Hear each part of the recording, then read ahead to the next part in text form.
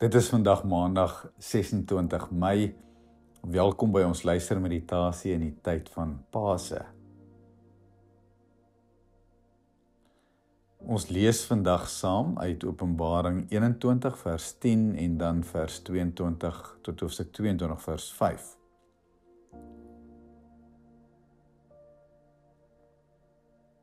Ons lees uit die 1983 vertaling. Ek nooi jou om saam met my tot rus te kom. Sit gerus jou voete plat op die grond en jou rug reguit. Ontspan jou skouers en jou gesig. Kan jou hande in ontvangposisie hou. Lig die hoeke van jou mond en voel hoe jou liggaam sagter raak as die energie skuif en jy ligter voel.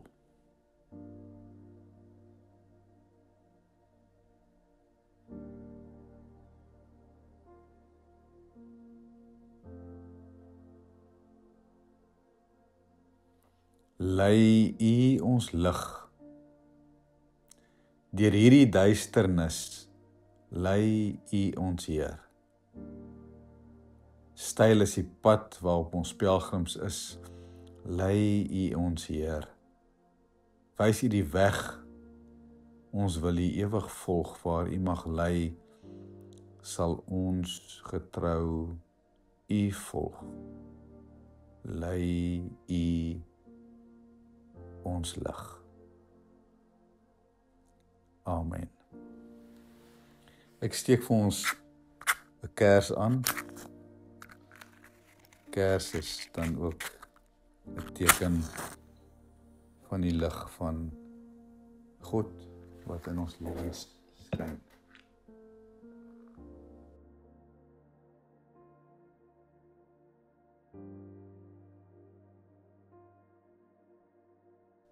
Openbaring 21 vers 10. Ek is toe deur die Gees meegevoer en die engel het my na 'n groot hoë berg toegeneem en die heilige stad Jerusalem vir my gewys, wat van God af uit die hemel uit afkom. Vers 22. 'n tempel het ek nie in die stad gesien nie, want sy tempel is die Here God, die Almagtige en die Lam. En die stad het nie die son en die maan nodig om hom te verlig nie, want die heerlikheid van God het hom verlig en die Lam is die lamp. Die nasie sal in die stad se lig lewe en die konings van die aarde verleen luister daaraan. Poorte daarvan word gedurende die hele dag nooit toegesluit nie. Daar sal nie meer nag wees nie. Die mense sal die luister en die rykdom van die nasies daarheen bring. Niks onreins en niemand wat iets losbandigs en vals doen, sal ooit daarin kom nie. Maar net die wie se name in die boek van die lewe, die boek van die Lam geskrywe staan. En toe die engel my die rivier met die water van die lewe gewys. Dis helder soos kristal en dit stroom uit die troon van God en van die Lam. En tussen die hoofstraat van die stad aan die een kant en die rivier aan die ander kant staan die boom van die lewe. Hy dra 12 keer per jaar vrugte, elke maand lewer hy sy vrugte. Die blare van die boom bring genesing vir die nasies. Daar sal niks meer wees wat deur God vervloek is nie.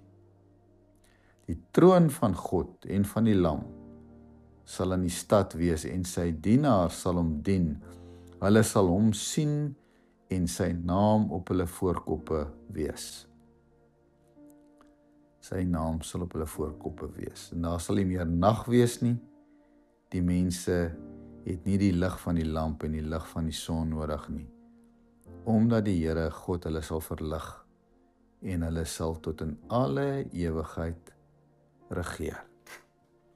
Ek nooi jou om vir 'n oomblik hierdie teks op jou hart te laat lê en as daar woorde is of enige gedagte wat na die oppervlak kom, hou dit vir 'n oomblik in stilte vas.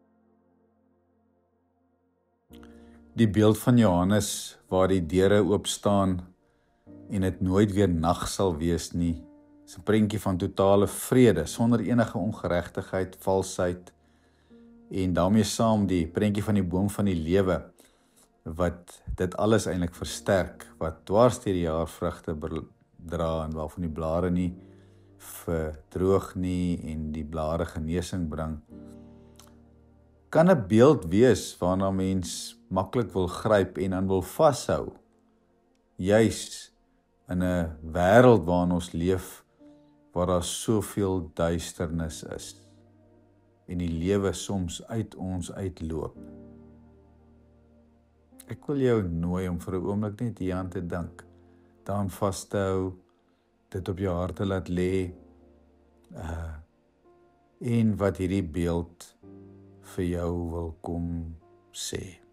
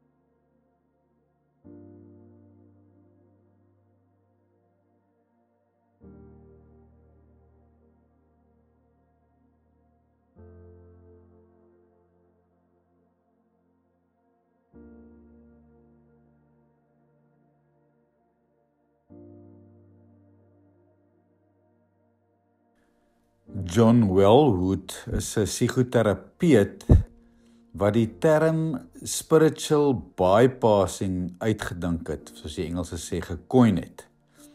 En hy verwys hierna as die ontduiking van onopgeloste emosionele kwessies of wonde of goed wat onafgehandel is in jou lewe.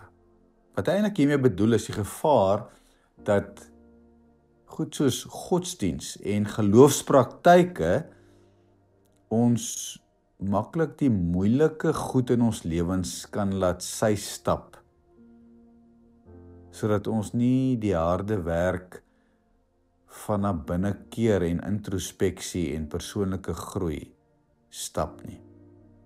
Spiritual bypassing. Ek wil jou nooi om vir 'n oomblik net hierdie begrip vas te hou, daaroor te dink. Spiritual bypassing, hoe ons maklik ons godsdiens en selfs 'n teks soos hierdie visioen kan gebruik om die donkerte van die lewe te ontvlug. Sonder dat ons die harde werk van introspeksie draai na die moeilike goed doen.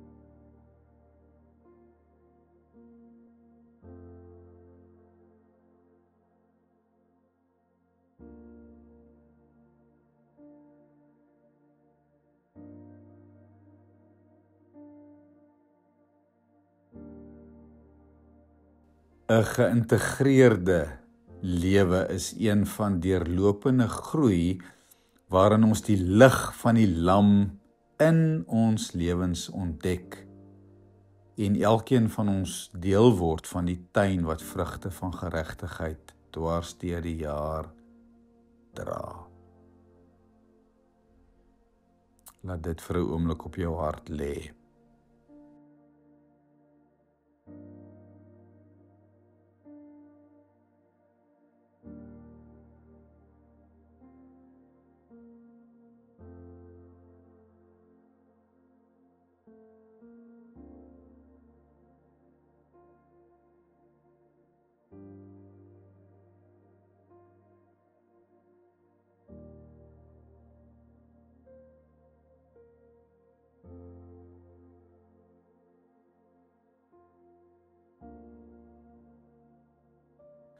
Die duister in en rondom my laat my gryp na gebed, woord en kerk. Ontvlugting van die pyn, die gospel laat dit alles verdwyn. Maar vanaand as ek gaan lê met die soeibrand die laaste sê, kom terug na jou huis. Hier is jy tuis, ontdek jy die lig wat van binne laat fotosinteer met oorvloedige vrug. Amen.